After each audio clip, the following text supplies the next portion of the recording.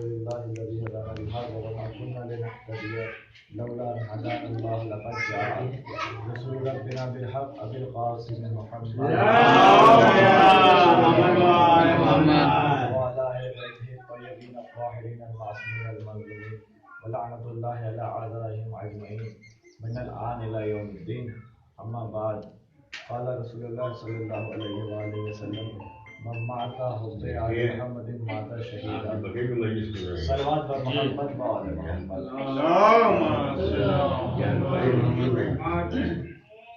انتہائی معذرت کا طلبگار نماز پڑھ رہا تھا اس لیے مختصر سے وقت میں کچھ باتیں انشاءاللہ ایک صلوات کا سہارا.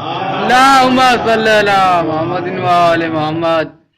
آج کی مجلس کا میں نے سرنامہ کلام قرار دیا رسول خدا کی مشہور و معروف حدیث من مات حب آل محمد مات شہیدا. جو آل محمد کی ان کی محبت لے کے دنیا سے جاتا ہے گویا وہ شہید بے شک. اور پروردگار جو قرآن میں کہہ رہا ہے کہ ہرگز ہرگز شہید کو مردہ نہ کہنا. اب سمجھ میں آیا کہ ہم مجلسوں میں اپنے مرحومین کو اسحال کر کے اس بات کی گواہی دیتے ہیں ہمارے نہیں ہمارے آنکھوں کے سامنے سے صرف گئے ہیں منتقل ہوئے ہیں. اور انتقال لفظ بنا ہے منتقل سے مطلب ایک جگہ سے دوسری جگہ جانا. اس زندگی میں امتحان دیا اس امتحان کا اگر رزلٹ لینا ہے تو اس جگہ جانا ہی ہوگا.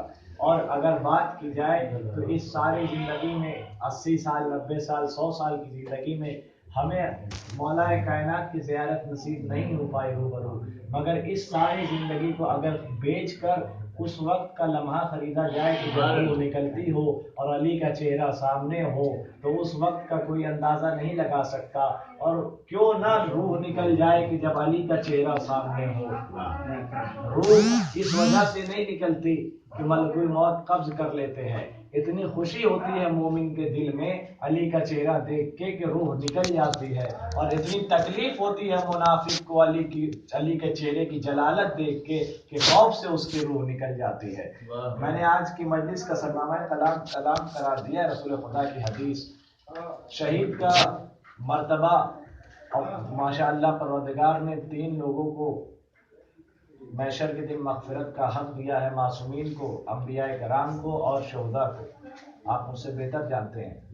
اور ماشاءاللہ اگر شہید کی بات کی جائے تو بھی آپ نے دیکھا ہوگا ہمارے راہی چچا کا ایک پوتا تھا جو بھی ایک اسٹال اڑے ہوا تھا جس پہ ایک شہید کی تصویر بنی ہوئی تھی. آپ دیکھیے گا اگر نہیں دیکھا ہوگا تو ان کا نام ہے محسن حججی. اب دیکھیے معصوم نے کیا کہا تھا میں نے اس سے پہلے بھی قبل مجلس میں بتایا تھا کہ ایک جوان کا دل خالی زمین کے مانند ہوتا ہے. اس کی دل میں جو ڈالو گے وہ قبول کرے گا. اب خود کو اس قابل بنائیں کہ اہل بیت ہمارے نفس کو خرید سکے. اس شہید کا واقعہ سنیے. وہ شہید جناب زینب کے روضے کی حفاظت کرتا تھا. آپ دیکھیے گا ضرور سے ان کا چہرہ کتنا نورانی ہے. گھر سے رخصت ہوا. والدین سے رخصت ہونے کے بعد بیٹے کے کان میں کہتا ہے کہ میں جا رہا ہوں مگر تمہیں جس مقصد سے پیدا کیا ہے وہ مقصد تم اپنے مد نظر رکھنا. بڑے ہو کے حسین کی غلامی کرنا. ان کا واقعہ سنیے جو شہید محسن حججی. آپ ضرور تصویر دیکھیے گا اس کے بچے کے جو اسٹال پہ بنی ہوئی ہے. جتنے مخالفین تھے جناب زینب کے روضے کے اور جتنے دشمن تھے سارے دشمنوں نے ان کو قید کر لیا. قید کرنے کے بعد کئی دن تک رکھا اور رکھنے کے بعد ان کے سر کو ان کے جسم سے الگ کر دیا. یہ سارے لوگوں نے دیکھا کہ محسن حججی کا جسم بغیر سر کے جناب زینب کے روضے کا طواف کر رہا ہے. ایسے ہی کسی کو شہادت کا درجہ نہیں ملتا. ان سے پوچھئے کہ انہوں نے اس معیار پہ پہنچنے کے لیے کتنی محنتیں کی. انہی کا ایک ساتھی تھا محسن حججی کا ایک ساتھی تھا جو امام کے روضے کی معصوم کے روضے کی حفاظت کے لیے اپنے ساری عمر جنہوں نے وقف کر دی. جتنے دشمن تھے شہزادی کے روضے کے ان لوگوں نے اس کو قید کیا. قید کرنے کے بعد اس کو مارا اور مارنے کے بعد تقریباً 1 سال تک رکھا اپنے پاس اس کی لاش کو. اب آپ نے دیکھا ہوگا ایک صلوات پڑھیں آپ محسن حججی کا ساتھی جو معصوم کے روزے کی حفاظت کرتا تھا، ان کو معصوم کے دشمنوں نے مارا.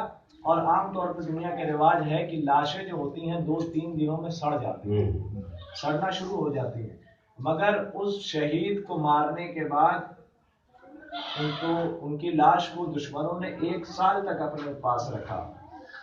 دیکھیں اشک عزا کی کیا اہمیت ہوتی ہے، آنسو جو نکلتے ہیں ان کی کیا اہمیت ہے.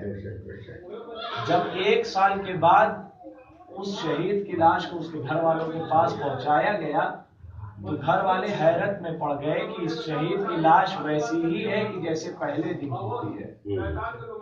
اب یہ پتہ لگایا گیا کہ آخر یہ معجزہ کیسے ہوا. 1 سال کے بعد بھی شہید کی لاش پہ کچھ اثر نہیں پڑا، ویسی جس کی تس لاش. تب جو ان کے ساتھی تھے ان سے پتہ لگایا گیا کہ آخر کیا ماجرا ہے. ایک صلوات پڑھے آپ.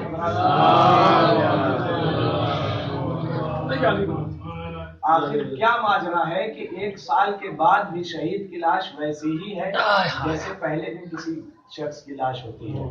تو پتہ لگایا تو ان کے ساتھیوں نے بتایا کہ جب ہم جنگ پہ نکلتے تھے اور زیارت عاشورہ کی تلاوت ہوتی تھی تو جو آنکھوں سے اشک نکلتے تھے یہ ان اشکوں کو اپنے جسم پہ مل لیا کرتا تھا.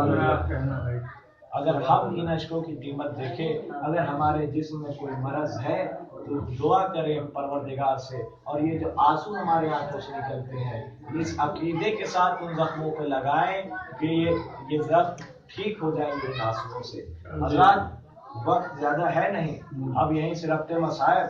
ایک وہ شہید تھا کہ جو اپنا سر کٹنے کے بعد بھی بے سر اس کا لاشا جناب زینب کے روضے کا طواف کر رہا تھا. اور ایک آئیے کربلا کے میدان میں بوڑھا باپ علی اکبر گھوڑے سے گرتے ہیں. صاحب مقتل لکھتے ہیں کہ حسین کے کانوں میں جب صدا پہنچی کہ اکبر گھوڑے سے گر گئے ہیں تو جیسے کوئی چھوٹا سا بچہ گھٹڑیوں چل کے اپنی ماں کے قریب جاتا ہے ویسے ہی حسین علی اکبر کی لاشے کے قریب گھٹڑیوں چلتے ہوئے جاتے ہیں. کوشش کرتے ہیں کھڑے ہو جائے، حسین کھڑے ہونے کی کوشش کرتے ہیں، کچھ دور اور آگے بڑھتے ہیں. اللہ کسی باپ کو اس کے جوان کی میت نہ دکھائے. حسین کچھ دور آگے بڑھتے ہیں پھر لڑکڑا کے گر جاتے ہیں. کوئی لاش نظر آتی ہے اس پہ ہاتھ رکھتے ہیں، شاید یہ اکبر کی لاش ہے. کہتے ہیں نہیں یہ میرے اکبر کی لاش نہیں ہے. تھوڑا دور اور آگے جاتے ہیں، آواز دیتے ہیں بیٹا علی اکبر کہاں ہو؟ تمہارے مرنے کے بعد تمہارے باپ کی آنکھوں سے بینائی چلی گئی. الغرض جناب علی اکبر کی لاش کے قریب امام حسین پہنچتے ہیں. پہنچنے کے بعد جناب علی اکبر سے کہتے ہیں بیٹا آج تک تم نے مجھے سلام کیا ہے تو دونوں ہاتھوں سے سلام کیا ہے، آج ایک ہاتھ سے سلام کر رہے ہو، کیا سبب ہے؟ کہا بابا میرے سینے میں سنان ابن انس نے نیزہ مار دیا ہے. علی اکبر کے سینے پہ حسین نے ہاتھ رکھا. کہا بیٹا گھبرانا مت، 57 سال کا بوڑھا باپ 18 سال کے کڑیل جوان کے سینے سے برچی کی انی نکال رہا ہے. کہا بیٹا گھبرانا مت. حسین نے نجف کا رخ کیا. کہا بابا آج تیرے بیٹے پہ قیامت کی گھڑی ہے، مدد کر والمدد یا علی مدد کہہ کر حسین نے جو ہی علی اکبر کے کلیجے سے وہ نیزہ کھینچا، ساتھ میں علی اکبر کا کلیجہ باہر آ گیا. فرات کا پانی نیزو اچھلا، کربلا میں صدا گونجی، رسول کی شبیہ اس دنیا سے رخصت ہو گئی. حسین نے سر و سینہ پیٹا، زینب تیری کمائی کربلا کی. انا للہ و انا الیہ راجعون. رزن میں قضائی و تسلیم.